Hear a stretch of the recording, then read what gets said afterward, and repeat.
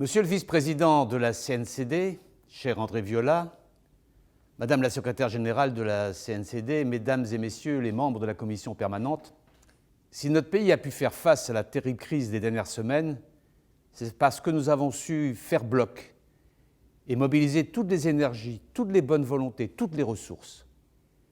Et je tenais d'abord à profiter de cette occasion de m'adresser à vous pour remercier les collectivités territoriales de s'être engagées aux côtés de l'État et de nous avoir permis de tenir.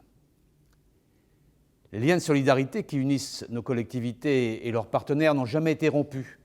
Fonds de solidarité, messages de solidarité et surtout formidables gestes de solidarité dans les deux sens, puisque certaines de nos collectivités territoriales ont reçu le soutien de leurs partenaires à l'étranger.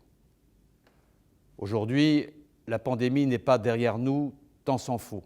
Mais je crois que nous pouvons d'ores et déjà prendre un peu de recul pour nous demander ce que seront à court et à moyen terme les répercussions de cette crise sur l'action extérieure des collectivités territoriales.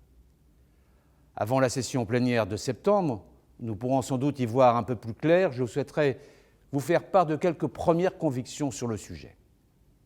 En commençant par cette évidence, nous devons poursuivre sur la voie de la coopération. C'est une évidence pour nous, assurément, mais c'est une évidence qu'il nous faudra au cours des prochains mois sans cesse rappeler et expliquer. Car on voit que certains aujourd'hui tendent à confondre souveraineté et autarcie, indépendance et repli sur soi.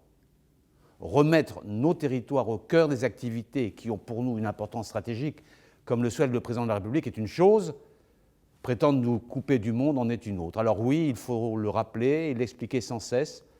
Nous avons besoin de dialogue politique multilatéral et d'action collective pour continuer à faire face à la crise sanitaire et pour nous préparer ensemble aux pandémies qui pourraient nous frapper demain. Nous avons besoin d'échanges économiques internationaux pour relancer notre économie et nous avons besoin de coopération et de solidarité avec nos partenaires de tous les continents.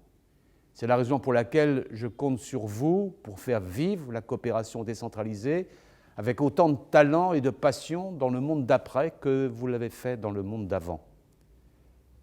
Grâce aux projets très concrets qu'elles mettent en œuvre, grâce à leur expertise irremplaçable, grâce au réseau de terrain qu'elles ont su tisser, les collectivités jouent un rôle essentiel. Elles concourent à la mise en œuvre des programmes de décentralisation, elles aident à consolider les compétences des élus et des cadres territoriaux, elles participent au renforcement de la gouvernance locale et à la bonne gestion des services publics locaux. C'est pourquoi elles sont appelées à demeurer en première ligne au sortir de la crise. La deuxième conviction que je tenais à partager avec vous, c'est que nous devons impérativement rester aux côtés de nos partenaires africains. Nos élus locaux se sont tout de suite mobilisés, notamment dans les colonnes du Monde, pour rappeler l'importance de la solidarité dans cette épreuve. J'y ai bien sûr été très sensible. Et comme vous le savez, la diplomatie française n'a pas tardé à multiplier les initiatives, à la fois parce que l'amitié le commandait et parce que nous n'ignorons pas aussi que la santé des uns dépend de la santé des autres. Nous avons eu d'abord l'appel lancé par le président de la République aux côtés de 18 dirigeants européens et africains en faveur d'une mobilisation multilatérale pour aider l'Afrique à faire face à tous les aspects de la crise. Il y a eu ensuite l'initiative ACTA, portée par le président de la République, le directeur général de l'OMS et de nombreux partenaires pour coordonner l'action de tous les acteurs de la recherche, de l'industrie pharmaceutique et des institutions internationales afin que les futurs traitements, et en particulier le vaccin contre le Covid-19, soient accessibles à tous et soient considérés comme des biens communs. Avec également le pont aérien humanitaire que nous avons mis en place avec nos partenaires de l'Union européenne, entre l'Europe et des pays comme la République centrafricaine, la République démocratique du Congo, où je me suis rendu au début de ce mois, avec le Burkina Faso ou le Soudan. Et enfin, un titre bilatéral avec le programme Covid-19 Santé en commun de l'AFD qui a permis de débloquer 1 milliard en prêts et 150 millions en dons et qui a permis aussi l'aménagement des instruments gérés directement par ce ministère, comme les FSPI et les appels à projets de la délégation pour l'action extérieure des collectivités territoriales, afin de mieux répondre aux besoins nouveaux. Enfin, je suis convaincu que l'exigence de développement durable doit demeurer au cœur de notre action et de nos projets. Il serait parfaitement irresponsable de vouloir sortir de cette crise en reléguant au second plan les objectifs du développement durable, la lutte contre le changement climatique, la transition écologique et la préservation de la biodiversité.